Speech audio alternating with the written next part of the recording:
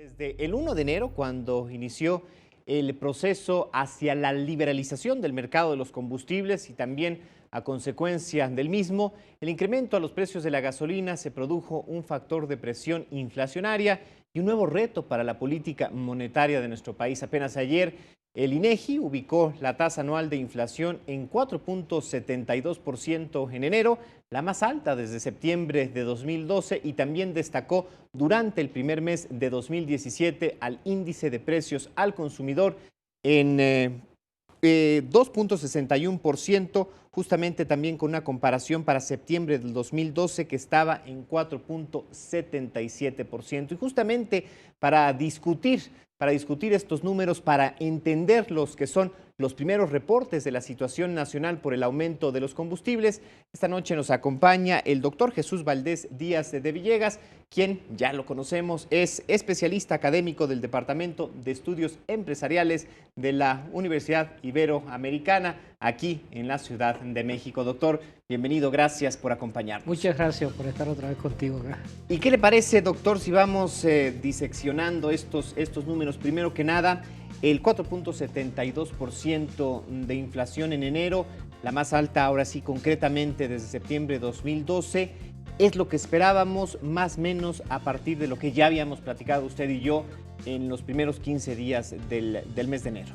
Sí, se esperaba que la inflación fuera alta. No obstante eso, en la primera quincena del mes de enero fue mucho más alta que la segunda quincena. ¿Por qué? Porque ya en la segunda quincena se pasa a un proceso de estabilización.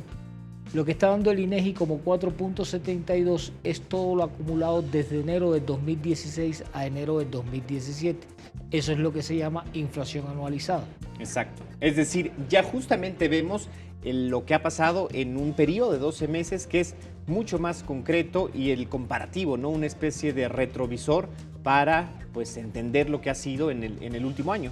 Sí, la inflación, incluso cuando hablamos de 4.72, estamos diciendo que la inflación está por encima de la inflación meta que establece el Banco de México. ¿Qué es de cuánto? El Banco de México establece una inflación objetivo o inflación meta del 3% con un rango de más o menos 1. Quiere decir que puede estar en 4 o puede estar en 2.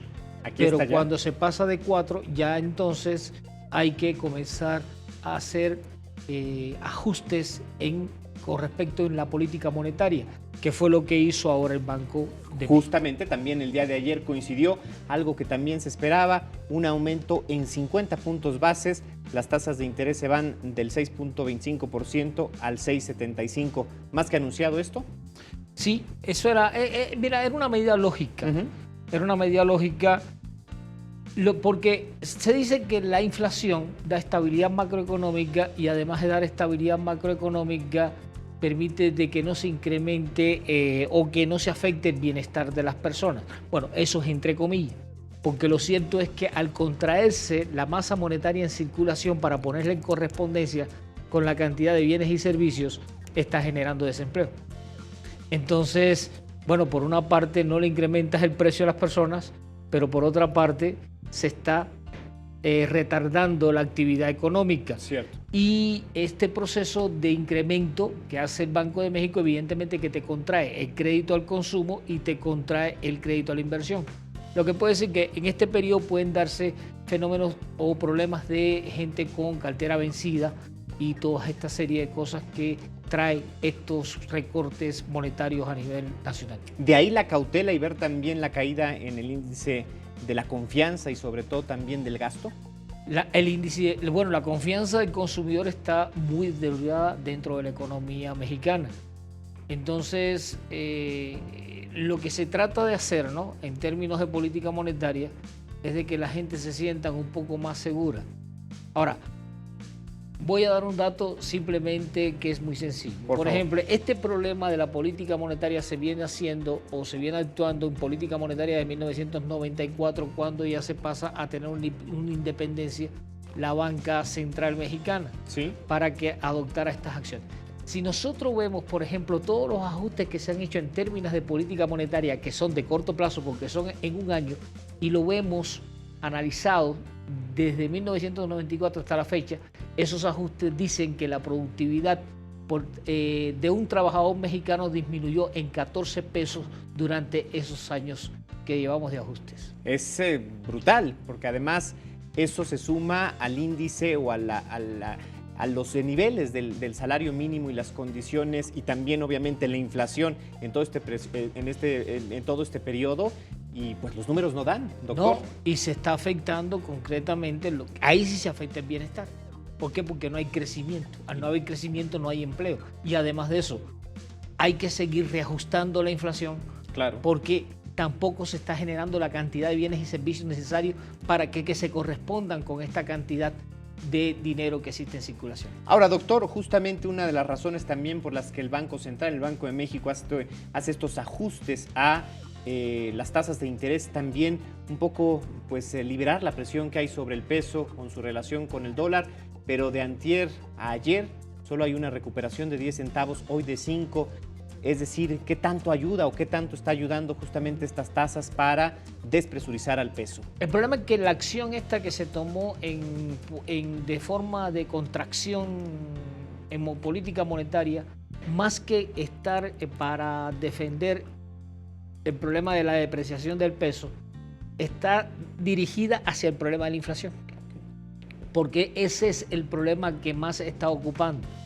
¿Por qué los está ocupando? Porque, por ejemplo, ahora se detuvo los problemas de los incrementos de la gasolina, pero el incremento de la gasolina va a tenerse que volver a dar. Que esto ocurrirá de hoy en 8. Nos decían 17 de febrero, ¿podría ser? Podría ser el 17 de febrero, lo que quiere decir que esto va a traer un incremento adicional de los productos de las canastas básicas. Entonces yo espero, y es una apreciación que tengo, un estimado que tengo, yo espero que para el mes de agosto posiblemente tengamos una inflación del 5%. Es decir, sería una cifra que hace quizás un año y medio veíamos como desastrosa e inimaginable. Hoy sería una realidad. Hoy sería una realidad, unido a eso, a todo el contexto internacional que estamos viviendo. ¿Y cómo lidiar con este cóctel, doctor? Mira, yo creo que nosotros hemos perdido un poco la perspectiva en materia de política, porque nos hemos concentrado en políticas de corto plazo y no en políticas de largo plazo. Entonces no hemos desarrollado una política de industrialización.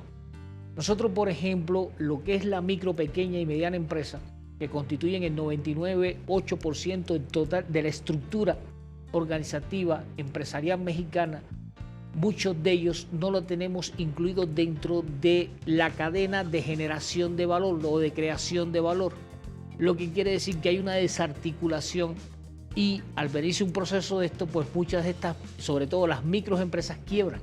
Bien. Y estas empresas evidentemente emplean el 70% de la población económicamente activa y participan con un 50% en la creación de Producto Interno Bruto del país. Doctor, muchísimas gracias por habernos acompañado esta noche, como siempre. Gracias, excelente noche.